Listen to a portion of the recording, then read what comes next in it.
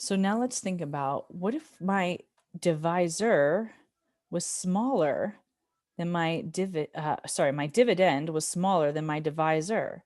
What if I wanted to see how many times 4/5 fits into 3/5? And that sounds like, wait, that's not even possible, but it is possible. It's just not going to be, it doesn't fit in one whole time, right? Here's my 3/5. Here's my 4/5. 4/5. 3/5 goes into 3/5 one whole time, but 4/5 into 3/5 is not one whole time, right? It's only a part of a time.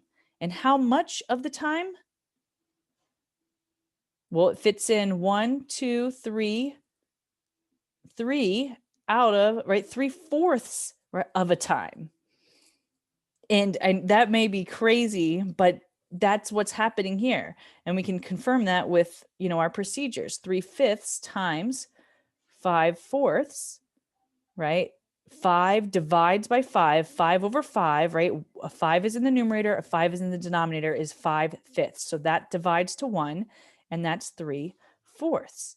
And that's what we can see here, right? We saw 3/4, right, of this 4/5 is how much, right? How many times 3/5, how many times is in 3/5? And exactly, I know that that's a mouthful, and I know that that's kind of crazy. But I want you to show that I want you to see that our models can still show pieces, like fractions of fractions, and see these connections.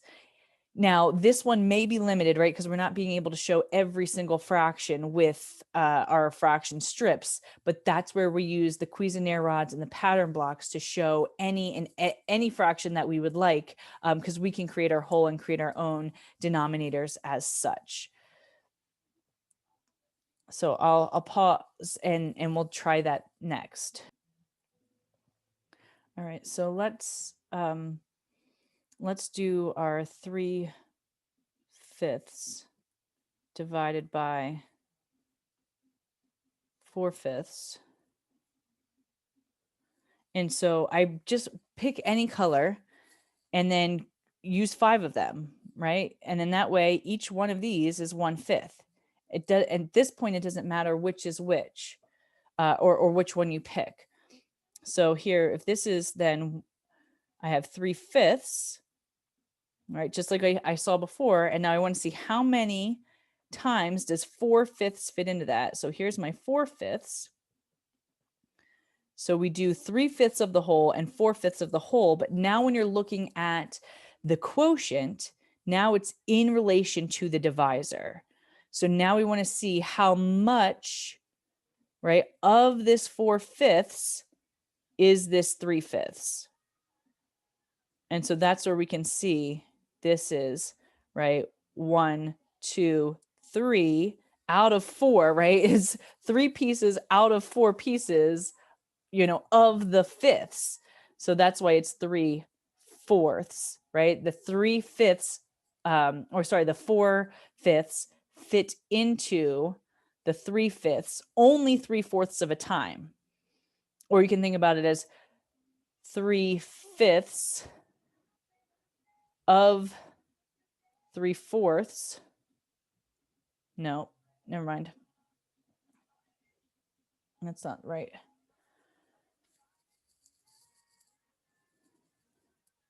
Oh, it's, yeah, how much, so it's how much, sorry. Right? How much times how much of my 4/5 would be my 3/5, right? If we rewrite this division as multiplication, right, this would be question mark. This is how many 4/5 would fit into 3/5. Or you can think of, well, how much of my 4/5 is 3/5? And that's where you get 3/4 of 4/5 is 3/5.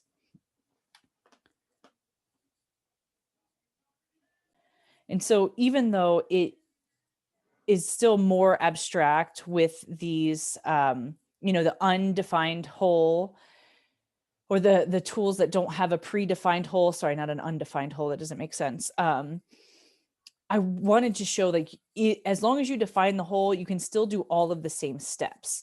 And maybe by this point, right now we're in fifth grade and middle school, right? Using the labeled ones is completely fine. It's really about developing the meaning of, but and why those procedures work. But I want you to see that it still works with any of the other models that we've been using. And this is really the point and the advantage of using all of these models, is because you develop that fluency and flexibility.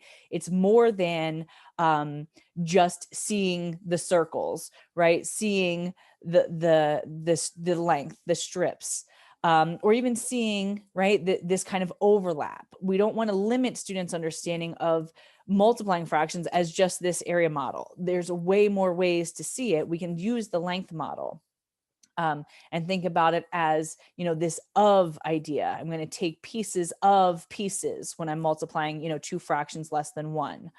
And when I'm thinking about division, I want to think about, how many of the divisor fit into the dividend, even if it's not a one whole full time. And that's going to help us to develop the meanings and the rationale and the whys. Why do the procedures work the way they do?